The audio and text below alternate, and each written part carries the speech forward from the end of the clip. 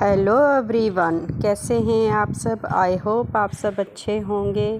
मैं गई थी शिव की कथा में। पहले तो मैं आपको ये बताना चाहती हूँ, मैं काफ़ी टाइम हो गया था मैंने कभी कथा नहीं सुनी थी, तो मेरा इस बार बहुत ही ज़्यादा मन था कथा सुनने का।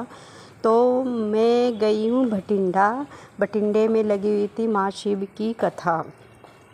तो माँ शिव की कथा सुनने के लिए मैं भटिंडा गई। वहाँ जाके मैंने इतना अच्छा रिलैक्स किया ना, कथा सुन के ऐसा लगा बहुत ही ज़्यादा, जैसे एक तरह का सुकून मिल जाता है। क्योंकि मैं अपनी लाइफ में कभी कभी बाहर निकलती हूँ, कभी कभी बाहर जाती हूँ और कभी कभी मैं कथा सुनती हूँ। तो उस दिन तो मुझे ऐसा लगा जैसे मैं जन्नत में पहुँच गई। तो बहुत ही मज़ा आया मुझे सुन के शिव की कथा, और अच्छा लगा। मतलब सारे दर्द गम सब भूल गई मैं। और वहाँ जाके मतलब इतनी भीड़ थी वहाँ पे, दुनिया इतनी आई हुई थी ना। देखो कम से कम 5-6 लाख तो दुनिया होएगी वहाँ पे। आप देख ही सकते हो यहाँ पे कितनी भीड़ है, क्या कितना मतलब इतना रौनक थी ना वहाँ पे, बहुत ही ज़्यादा। एक्चुअली क्या है ना, मेरे ना बेटे की तबीयत ठीक नहीं थी। तो मेरे बेटे को हो गया टीबी। तो मैंने उसका ना बुखार नहीं उतर रहा था। तो फिर मैंने चेक कराया डॉक्टर से, जाके उसके टेस्ट वगैरह सब लिखवाए, तो उसमें आ गया टीबी। तो इतनी तो मेरी हालत ख़राब हुई, मुझे समझ नहीं आया मैं करूँ तो करूँ क्या करूँ, कुछ नहीं पता लग रहा था। तो मुझे किसी ने बताया कि वहाँ पे भटिंडा में कथा चल रही है, तो आप एक बार वहाँ जाओ बच्चे को लेके, और शिव भगवान से अपनी प्रार्थना करो, ठीक है। वहाँ जाके मन लगाओ, बैठो और शिव जी को अपनी सिचुएशन बताओ, अपने बारे में बताओ कि भी मैं इतनी दूर से आई हूँ, मेरे बेटे के साथ ये सब हुआ है, सब हल करेगा। तो देखो जब मैंने कथा सुनी उनकी, इतना अच्छा लगा ना, इतना महसूस ऐसा हुआ जैसे मैं ना एक जन्नत में पहुंच गई। जन्नत मतलब एक, देखो इतनी बड़ी लाइन थी ना, मैं आपको बता नहीं सकती, बहुत बड़ी लाइन थी। आप देख ही सकते हो दुनिया कितनी भरी पड़ी थी वहाँ पे। अब देखो हम जैसे लाइन में लगे हुए थे ना, हमें 2 घंटे लाइन में लगे तब जाके हमें खाना मिला था पूरी लाइन में। देख सकते हैं पब्लिक कितनी है, कितनी दुनिया आई हुई है कथा सुनने के लिए। तो फिर मुझे भी लगा मुझे भी कथा सुनने के लिए भटिंडा जाना चाहिए। तो फिर मैंने अगले दिन ही फटाफट पैकिंग करी, ट्रेन करी। हमने ट्रेन वहाँ से ली पटियाला बस स्टैंड से, पंजाब से। और हमने सुबह 5 बजे हम निकल गए, 6 बजे की हमारी ट्रेन थी। तो हमने वहाँ जाके मतलब मुँह हाथ धोया, सब वहाँ पे जाके देखा कि इतनी पब्लिक आई हुई है वहाँ पे, इतनी पब्लिक। मैं पहली बार अपनी लाइफ में इतनी भीड़ भड़ाके में गई हूँ, पहली बार बाहर गई हूँ कथा सुनने की। मेरा बेटा भी साथ में ही, देख सकते हैं आप। इसी के करके मैं कथा सुनने गई हूँ कि ये ठीक हो जाए मेरा बेटा।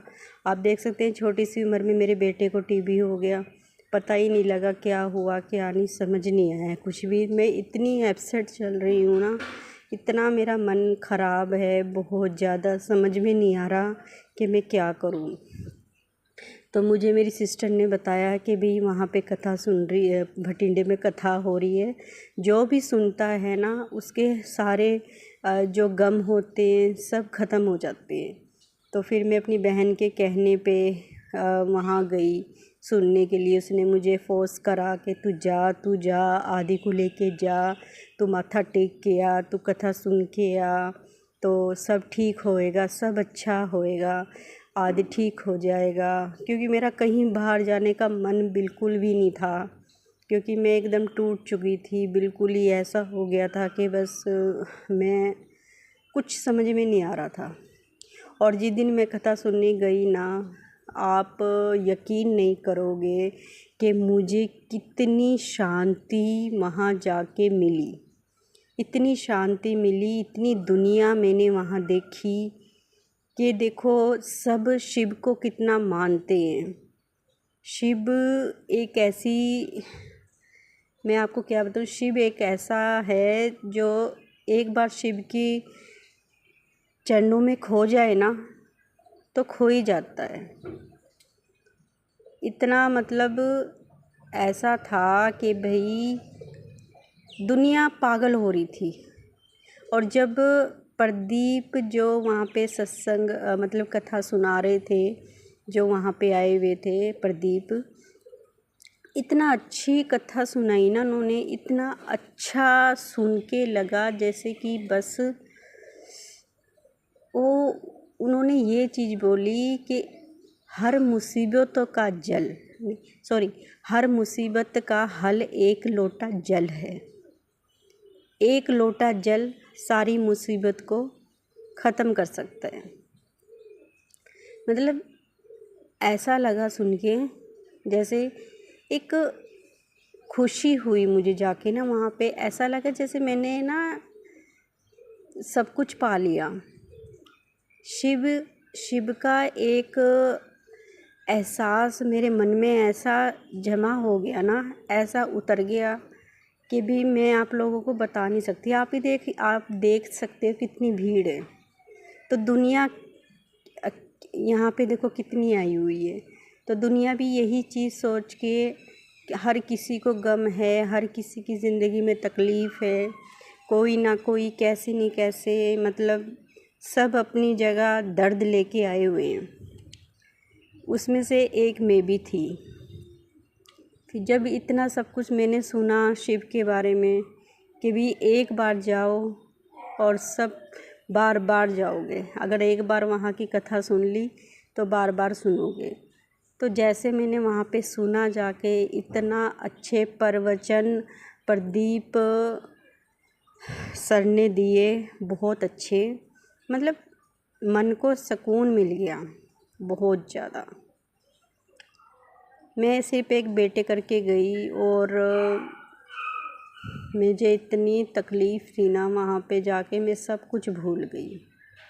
जब मैंने भगवान जी के बारे में, शिव के बारे में इतना कुछ सुना, इतना अच्छा सुना, इतने अच्छे विचार बोले इन्होंने, मतलब सुन के ऐसा लगा कि भाई बस मैं यहीं रह जाऊँ, इनके चरणों में ही रह जाऊँ, शिव के चरणों में ही रह जाऊँ।